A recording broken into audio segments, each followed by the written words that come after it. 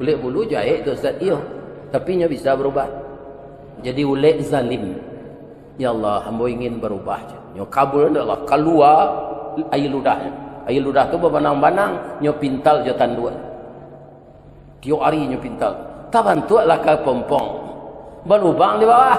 Hanya masuk ke dalam. Itu instruksinya tu dari Allah.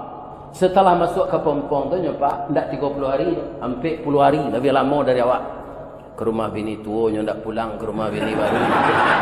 Dia kan? Inyo yang sedalam ke pompong tu.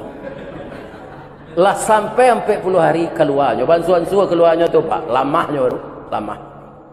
Tapi nyo keluar tu baransuan-suan nyo basayuk. Basayuk.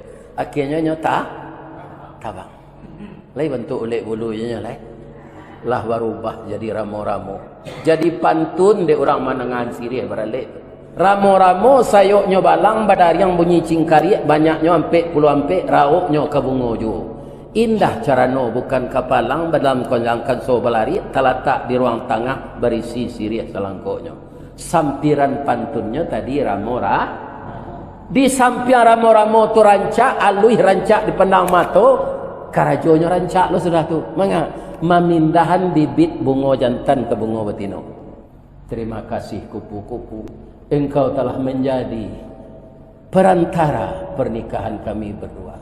Hati kami itu sudah lama terpaut tapi tidak kesampaian. Akhirnya ramo-ramo tadi lah sudah jadi ulek menghubungkan silatur